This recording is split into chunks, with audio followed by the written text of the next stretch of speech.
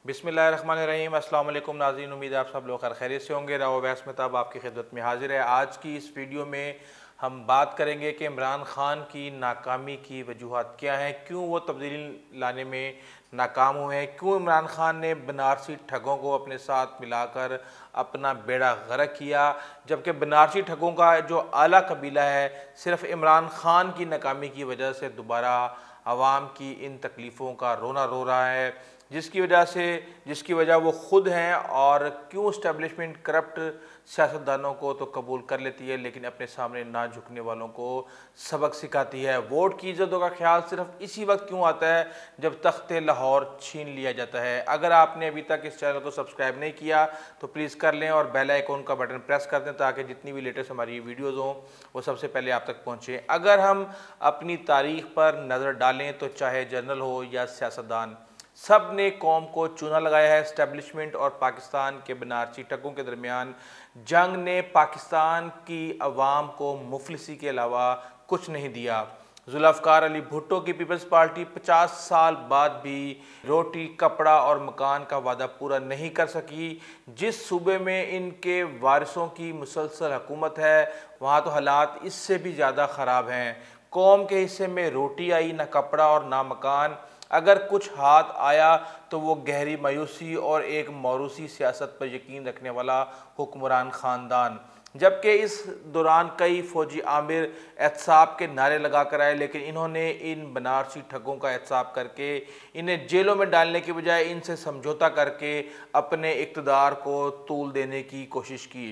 जुल्फ़िकार अली भुट्टो के बाद जितने भी लीडर आए वो विरासत में पार्टी लेकर आए या फिर नवाज शरीफ इस्टेब्लिशमेंट की सीढ़ी पर चढ़कर इक़्तिदार के ऐवानों तक पहुँचे और सियासत को कारोबार में तब्दील कर दिया।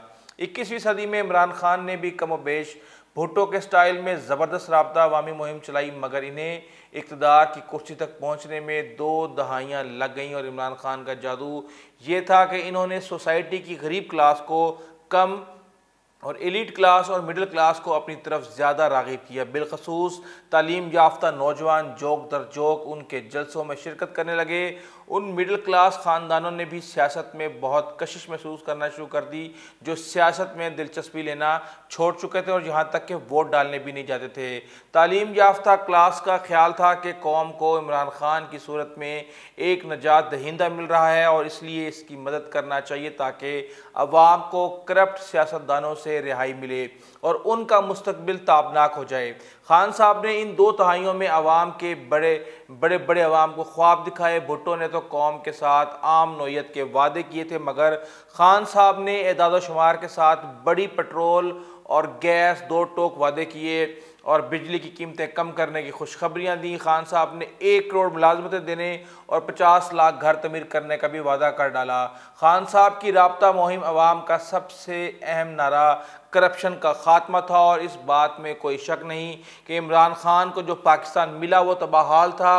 अंधेर नगरी चौपट राज था। करोड़ों की तादाद में जाली अकाउंट्स निकल रहे थे, हवाला हुंडी अरूज पर था और रिश्वत का बाजार गर्म था। और जिस चीज़ को हाथ डालो वो तबाहाल थी, कोई सिस्टम नहीं था। सियासतदान अपने मुफादात के लिए करप्ट सिस्टम की आबियारी कर रहे थे, लेकिन इमरान खान को इक़्तिदार में लाने में पाकिस्तान के बनारसी ठगों की एक बड़ी तादाद इलेक्शन से पहले तहरीक इंसाफ में शामिल होगी। पाकिस्तानी सियासत के बनारसी ठग वो चंद सौ ख़ानदान हैं जो जागीरदार, ज़मींदार, सनतकार और सरदारों की सूरत में हमेशा इक़्तिदार और पार्लियामेंट का हिस्सा रहते हैं।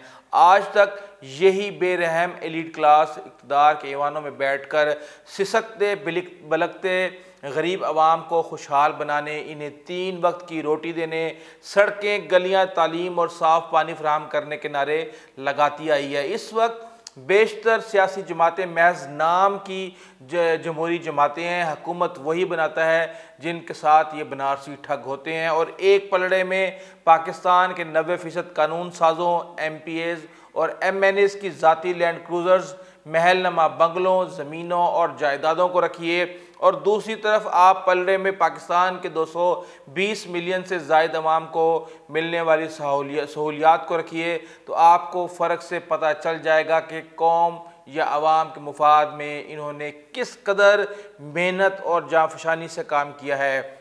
अपनी ज़ाती मुफादात के लिए ये ख़ानदानी सियासत किसी भी जमात को छोड़ सकते हैं और किसी भी नए इत्तेहाद में शामिल हो सकते हैं। इन ख़ानदानी सियासतदानों को ना तो नज़रियात और ना ही तरक्याती मनसूबों से कोई दिलचस्पी है। जमहूरियत के इन ठेकेदारों की तमाम तर हमदर्दियाँ मतवक्का माली फ़वाइद, मुमकिन वजारतों, ओहदों, इक़्तिदार और ताकत के साथ नती हैं और ये लवाजमात जो भी फराहम करेगा, चाहे वो डिक्टेटर हो, इस्टेब्लिशमेंट हो या किसी बड़े सियासी पार्टी का रहनुमा, इनकी वफादारियाँ इन्हीं के साथ होंगी। ये नारा हर मरतबा जमहूर और जमहूरियत का लगाते हैं, लेकिन अमली तौर पर जमहूरियत और जमहूरी इक़्तिदार इनके जूते की नोक पर हैं। अगर आप ये समझ रहे हैं कि ये जागीरदार, ये वडेरे, ये सनतकार तहरीक इंसाफ में आने के बाद किसी दूसरी जमात का झंडा लेकर रातों रात अपने अशरों के मुफाद पर जो है ना उसके ऊपर वो अपना किरदार बदल देंगे, तो ये खाम ख्याली है, ये दीवाने का ख्वाब है। ये इलेक्टेबल्स, ये 1000 ख़ानदानों के चश्मो चिराग, ये वडेरे, ये जागीरदार इमरान खान की झोली में बैठ कर भी ख्याल अपने मुफादात का ही रखेंगे। और वही हुआ। हर कोई इमरान खान की ईमानदारी का हलफ तो दे रहा है, मगर इनकी टीम की नाकामी का भी बोल बोला है। लेकिन ये एक हकीकत है कि टीम परफॉर्म करे या ना करे, कामयाबी और नाकामी का सेहरा कप्तान के सर पर होता है। इमरान खान के आने के बाद ओमनी ग्रुप, जाली बैंक अकाउंट, शहबाज शरीफ, मनी लॉन्ड्रिंग और टीटी के चर्चे मशहूर हुए। नवाज शरीफ के खिलाफ कार्रवाई पनामा से शुरू हुई, मगर अकामा पे उसका इख्तिताम हुआ। चलो ठीक है जी, एहतसाब हो रहा है, लेकिन अगर आप अपने दिल पर हाथ रखकर पूछें क्या सब ठीक हो रहा है? क्या नवाज शरीफ ने अपने 30 साल इक़्तिदार में सिर्फ ये इकामे का जुर्म किया था? क्या इसने कभी खजाने को बेदर्दी से नहीं लूटा? क्या इत्तेफाक फाउंड्री के 6000 करोड़ का जो हिसाब है वो दिया गया? दर्जनों केसेस हैं करप्शन के, उनका क्या बना किसी को कुछ मालूम नहीं। क्या इमरान खान से कहीं कोई गलती तो नहीं हो रही? सिस्टम को ठीक करने की बजाय टाइगर फोर्स से कोरोना और महंगाई कंट्रोल करवाने का फैसला क्या एक मजाक नहीं है? इमरान खान ने एक रट लगाई हुई है कि एनआरओ नहीं मिलेगा। एनआरओ देने के बाद अपोजिशन को ऐसी कौन सी सहूलियात मैसर होंगी जो वो आज के दिन इंजॉय नहीं करे? किस केस का फैसला अभी तक हुकूमती इदारे करने में कामयाब हुए हैं? 99% लोगों के पर आमदन से जायद असासों के केस चल रहे हैं, लेकिन सब जमानतों पर हैं। इसी तरह के केसों का सामना तो ये गुज़िश्ता 30 साल से करते आ रहे हैं। ना पहले कुछ साबित हुआ और ना अब हो पा रहा है। खराबी कहाँ है? क्या इस खराबी को दूर करने की कोई कोशिश की जा रही है? इमरान खान कभी माफिया को जिम्मेदार ठहराते हैं, तो कभी माजी के हुक्मरानों को, तो कभी ब्यूरोक्रेसी को, और कभी असम्बली में अपनी कम जो है ना अक्सरियत को। लेकिन मसला ये है कि सिर्फ जिम्मेदार ठहरा देने से जिम्मेदारी पूरी नहीं होती। इनको कंट्रोल करने में नाकामी ही आपकी नाकामी है। अगर माफिया का हुकूमत कंट्रोल नहीं करेगी तो और कौन करेगा? इस वक्त इमरान खान के वोटर जो सियासी निज़ाम से मायूस होने के बाद इमरान खान की उम्मीद पर वापस वोट देने आए थे, दोबारा आहिस्ता आहिस्ता न्यूट्रल होते जा रहे हैं। इनका सियासत और हुकूमत से दोबारा एतबार उठता जा रहा है। क्या पंजाब और खैबर पख्तूनख्वा के वज़राए आला ठीक इंतखाब हैं? अगर नहीं तो टीम के इंतखाब की जिम्मेदारी किसकी है? वह कौन सी मसलियतें हैं जो इनको रखना ज़रूरी है, ना कि अवाम को रिलीफ देना? 25 जुलाई को तहरीक इंसाफ की हुकूमत के क़याम को 2 साल गुजर चुके हैं। अवाम 2 बरस में ही मायूसी की इंतहा को पहुँच चुकी है, क्योंकि खान साहब के वादों में से कोई एक भी पूरा नहीं हुआ। और ये मैं उस अवाम की बात कर रहा हूँ जो रोज़ाना जाके बाज़ार से आटा ख़रीदती है, आटा चीनी ख़रीदती है और अपने घर के किराया देने के लिए लोगों से उधार मांगती है। इमरान खान ने जो मुलाजमतें देने का ऐलान किया था, क्या वो मुलाजमतें दे पाए? उनकी मुआशी पॉलिसियों के बदले में बेतहाशा लोग बेरोज़गार हो चुके हैं। खान साहब ने 50 लाख घर तामीर करने का वादा किया था, क्या किसी को अभी तक कोई एक घर भी मिला है? खान साहब ने IMF को ठुकराने का वादा किया था और दावा किया था कि मैं पता नहीं क्या हो जाऊंगा, लेकिन मैं IMF के पास नहीं जाऊंगा। क्या खान साहब सर के बल चलकर IMF के पास नहीं गए? खान साहब मुसलसल पेट्रोल की कीमतें बढ़ाते गए। जब आलमी मंडी में पेट्रोल टके टोकरी हो गया, मुफ्त मिलने लगा, तो खान साहब ने पेट्रोल की कीमतें कम कर दी। लेकिन ताकतवर पेट्रोल माफिया ने वहाँ पे भी इनको शिकस्त दे दी। पेट्रोल पंपों से पेट्रोल गायब कर दिया गया और खान साहब बेबस नजर आए।